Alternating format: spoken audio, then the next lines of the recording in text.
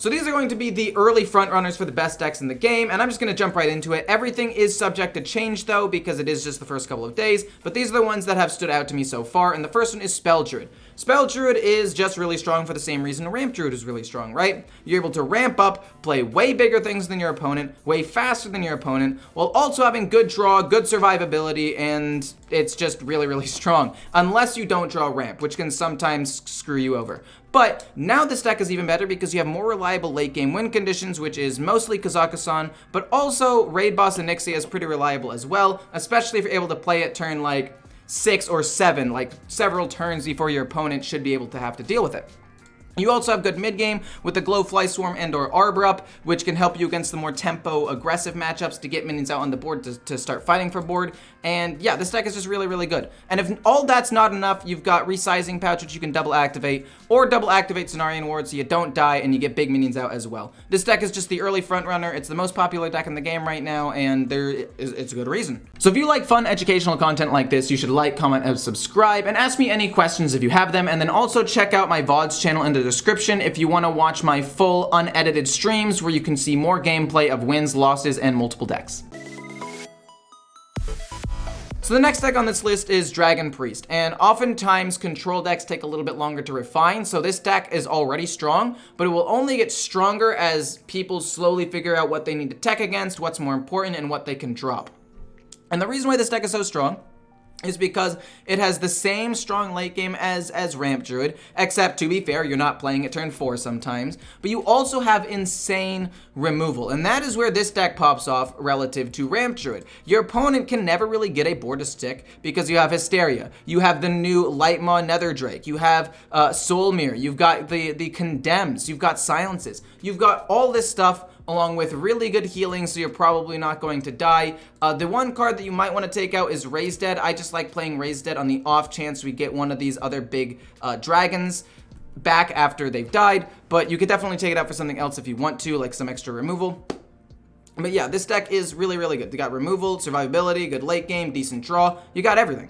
Next is Dragon Control Warrior, which is up here for a very similar reason as the Control Priest. The only issue with this deck I found is that it is a little bit harder to get to your late game sometimes because it has less draw. That is the big issue for this. However, that means in a mirror match, if you're able to survive, you will almost always win in fatigue. So it actually still has a nice plus to it. You're able to overheal because you have armor, so it helps you survive into mirror matches or other like Kazakhstan matches. So even if they get their big treasures, if you can just like hold the door for like 4 turns and then all of their resources are gone, you actually just end up winning out of fatigue, and you could sometimes, you know, still get Kazakhstan before they do if you get lucky and win the game that way.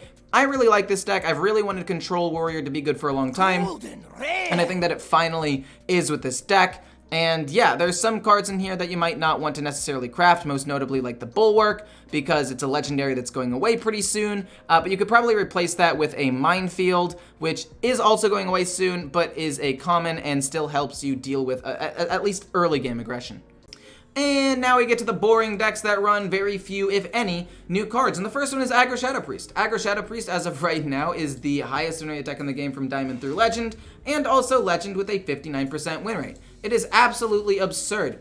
Basically, all of these greedy decks, at least most notably Ramp Druid, isn't able to deal with this early aggression, especially if you can play an Iron Deep Trog turn 1. Not to mention the fact that if you can drop an Iron Deep Trog turn 1, you're almost always gonna beat somebody who's going second, because it basically invalidates the coin. So that marked with the sense that you also have a lot of ways of snowballing early. You can have the Guardian Aug Merchant to pump this up, or the Attendant. You have the Wriggling Horde to pump up those minions. You've got some decent damage spells in Mancrick, which you can also find off of Thrive in the Shadows to get a 3/7 out on the board really quickly. You just got so much stuff that can snowball so quickly. Games usually end between 5 and 7, and that's a little bit too fast for most decks. And the next deck on this list is another one that uses no new cards, and that is Burn Shaman. Burn Shaman is just extremely strong right now because the tempo is okay early. I mean, obviously you have a couple of early game cards you can play, but really once you play the Cavern and freeze their minions, then you play Snowfall Guardian and Brilliant Macaw and freeze their minions, and then you play Wind Chill if you need to freeze a couple of strong minions. your opponent just can't play the game. And then eventually, once you get enough burn spells, you just burst your opponent down with spell damage, overload, and then overdraft, and whatever other spells you can get, like Serpentine Portal and Lightning Bolt. It's so strong. The amount of damage you can do with this deck is easily 40 plus with like minimal-ish setup. All you gotta do is freeze their board over and over and over again, play a landslide to slow down early aggro decks, and you basically just win. Next is another Druid deck, and this one is Aggro Druid. You could run two different versions of Aggro Druid. You could run the Beast version that is a little bit slower and revolves more around the Matriarch and the Umbral Owl. I personally like this one more because it's just fast right out of the gate. You don't need to draw the Matriarch or the Umbral Owl, because let's be honest, every now and then you're going to get kind of unlucky and not draw these.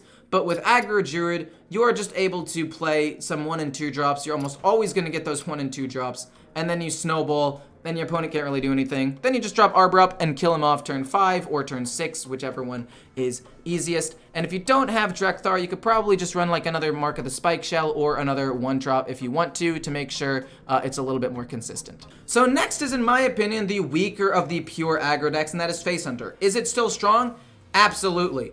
Is it still cheap? Yes, and I would say it would be even cheaper if you run Ferocious Howl. I still run Barracuda Bane and Rinling's Rifle, and I think Ferocious Howl is just a little bit too weak to run in the deck sometimes. But if you don't have either one of these cards, Ferocious Howl is a great budget option for some reload. Moving on past that though, this deck is a little bit weaker in my opinion because of the fact that it is good at everything, but excels at nothing. We've talked about Aggro Shadow Priest. Insane board game with a little bit of finishing potential if they put up like a big taunt or wipe your board. Aggro Shaman, a little bit of good early game board presence, but really finishes from hand.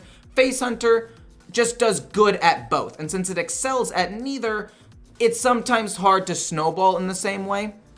Don't get me wrong, it definitely can still snowball super duper hard, especially with like Doggy Biscuit or Ramming Mount to like apply that pressure, but it just feels a little bit weaker than the other two because it doesn't specialize in anything. Still very strong, still cheap. If you like Hunter, definitely play this deck. Just putting that out there as a warning. The other aggro decks are a little bit better in my. The last deck on this list is Quest Rogue, and Quest Rogue is on here because the SI Smuggler really just allowed you to make the quest that much more efficient.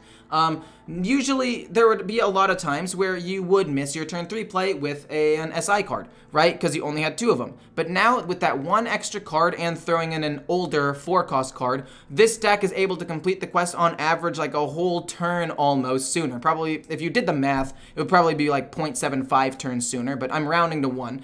And because of that, it allows you to punish these greedy druids a lot harder, and it allows you to keep up with some of the other aggro decks in the meta, so if you have a really good start, you can sometimes, clear the board and then gain your own tempo and win the game. That being said, I do think that the deck has its fair share of weaknesses. Like, it can sometimes get run down by aggro without healing, and if you don't get good tempo, it's still weak. You're just more likely to find that tempo with this new card. And just disclaimer, SI Smuggler will probably be nerfed because it counts itself with its battle cry. For example, SI Informant, if you played 2 SI agents before it would be a 5/5. But if you play the SI Smuggler, it would get you a 3-cost minion, and it would count itself as one of the SI cards. So, just throwing that out there. Hopefully you guys enjoyed the video. If you do, be free to like, comment, subscribe, and also check out other videos. And if there was a deck that I missed, you can feel free to put it in the comments if you want. But also just know that if I talked about every single deck, this video would probably be like, 20 minutes long, because there are a lot of strong, viable decks. You can play a lot of different things. These are just the ones that I think are the strongest.